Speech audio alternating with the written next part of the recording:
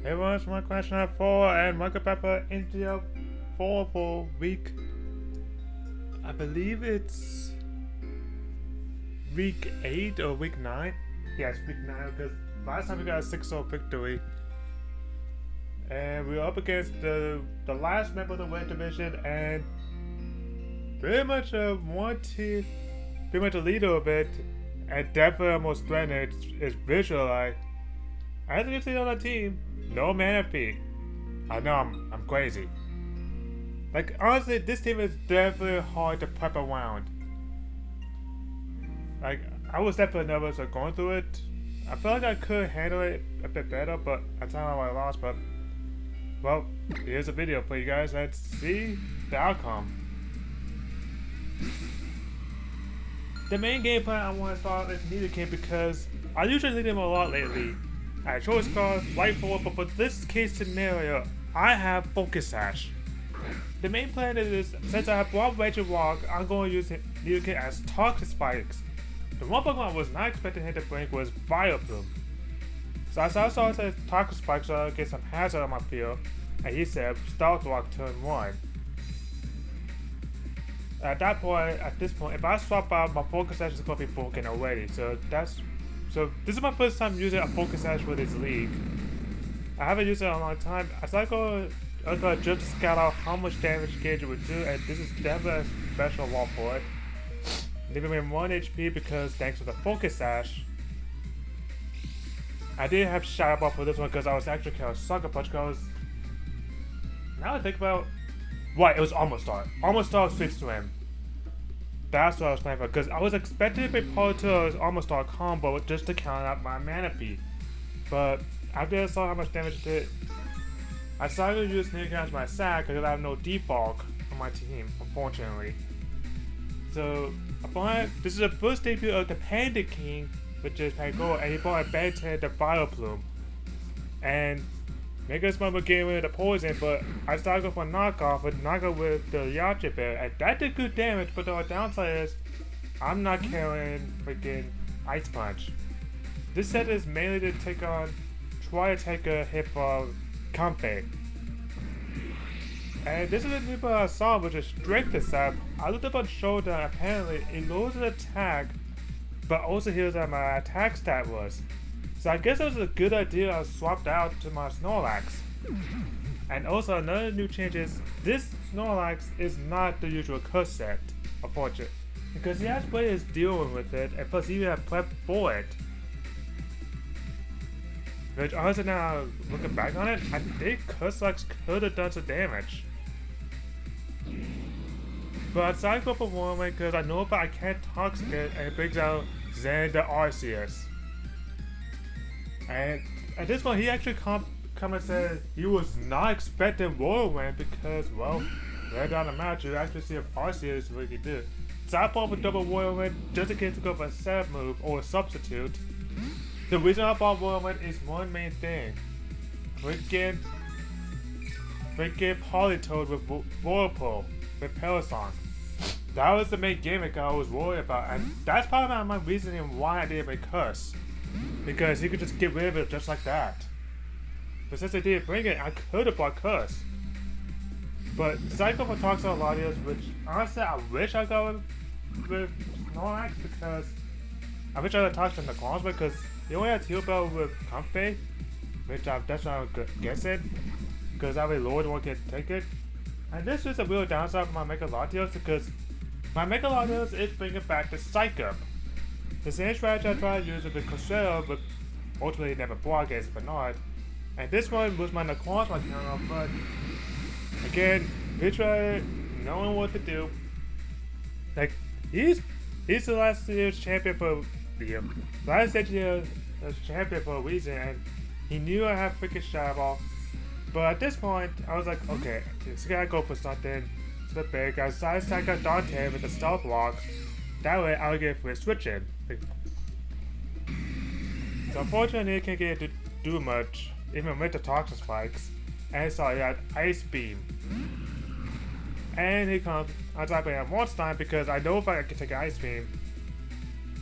Surprisingly, he decided to switch out to his band 10, which is Vileplume. Probably expected rocks or something else, but I decided to go for Thunder Wave just to slow him down. And honestly, I would take the Thunder Wave on Fire from any day of the week because it can't be poison at all. This one I got a little greedy. I decided to set the rocks so I was panicking that I could get some damage on him. But unfortunately, I was greedy for the Pale Hacks and I got paid dearly by the Giga Drain. Because I always thought he was going to, well, play a prediction and all that, but instead he just played what's in front of him. Cyber Lord once again. And he decided to play Sludge Bomb this time, which I would. Oops, sorry if you heard that. Okay, here we go. Psycho was attached Sludge Bomb, almost taking me out, but he decided to switch out back into Arceus, knowing he could take any move he wants, but at least the rocks are now up, I could go for any move. I decided we'd be able to recover. And this is why I wish I had Calm Mind or Substitute, but it doesn't really matter. Like, I really like a Calm Mind Substitute set, but it does drain a lot of HP. But he did with the Ice Beam just from Mega Latios. I suppose a lot of my team gets hurt from it, but surprisingly, Latios takes it real well. It is max HP for a reason, and Mars Nature but not max special attack, because it's definitely going down. Because I don't want any speed investment, plus Arceus wanted all base stats 120, his MP outspeed might make a Latios. So if he did invest any speed into it, he'd probably just speed crit my Latios at that point, so I think it was no point. So he really had to recover, so at this point I was thinking, okay, so that means he has no attacking moves that could hurt physical attacking moves. So I decided to reveal Toxic myself. I was real happy I pulled this off, because that way I could at least stall him out. But little did I know, unfortunately, he also packed Refresh. Like, that was a very good part, because he was definitely ready for the Toxic Star for it. Then he decided to swap out to, I believe it's Fire Blue? No, it can't. It's Stagger Attacker for, because it's expected Toxic, but I decided to reveal out Facade this entire time.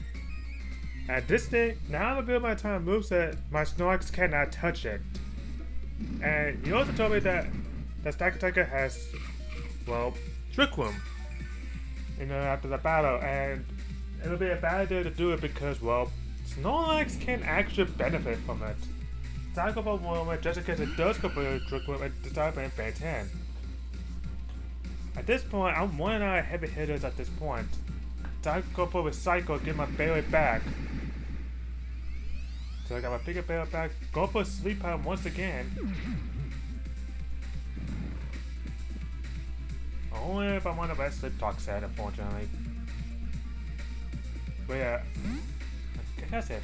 But yeah. So at this point, I should have stopped at the Hanzo now I think about it, because he's definitely the Sleep Power counter. But it makes a real smart move swapping from Bantan to Min the Zydark.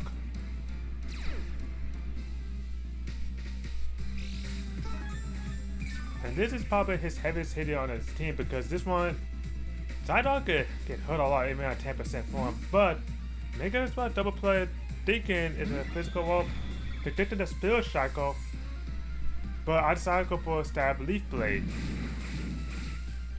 Not doing as much, and plus I can't Toxic anymore. And honestly, now I think about it, I should have won Curse, like I did against Alice. Because that would, even though it recover, at least I'm doing some chip damage to him.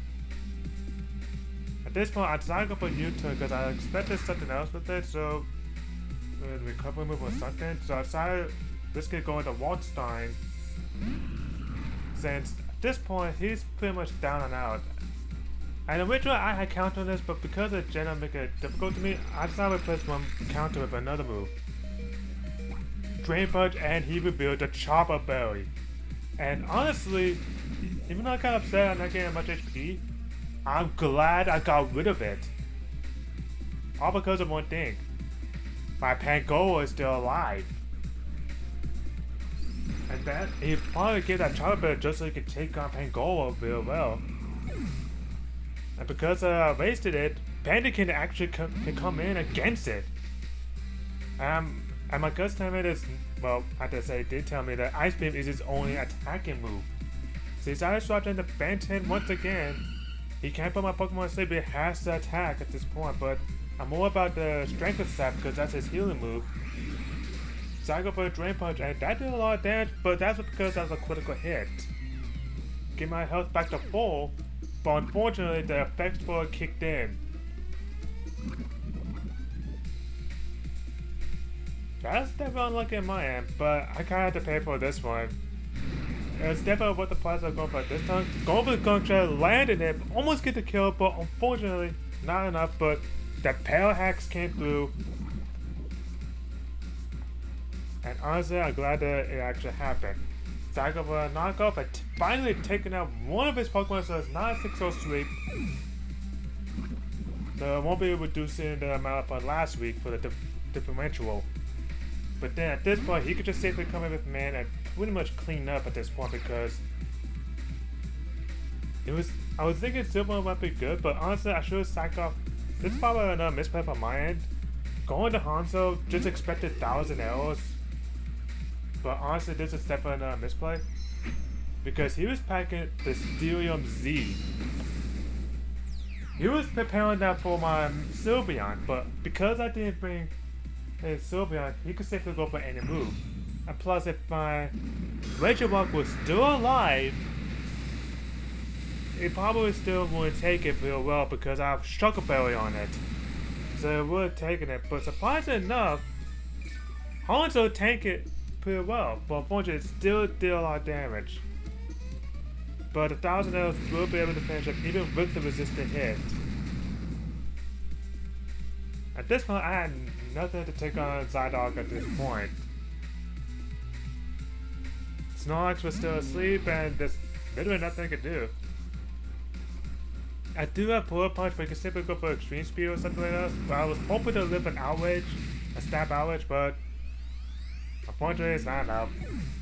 And that's pretty much GG. There's nothing I can do with Shy Guy because Stack Attack walls this thing and I'm asleep. So definitely, yeah, Playmate, I definitely choke a lot, but I think I choke most on the prep side because I was worried about his Politoed and other Pokemon, but I wasn't considering the fact that he's bringing his other Pokemon with him. So I think I choke on the prep side. So if I somehow make it into playoffs, which is gonna be tough because next week it's gonna be a rematch with Bernard, and since I won that one, he's gonna have to insight what he actually learned from. And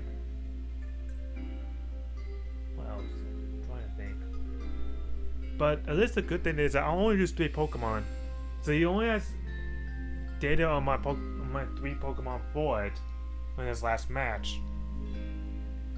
But hopefully next week we just bounce back from it and hopefully knock Bernard out of his top hole like last time and get a good differential going. Because at this point we need to keep the wins going if we want to make the playoffs, because this is do or die time at this point for the Los Angeles Accord for the NGDL. Anyway, this is one question I have for later.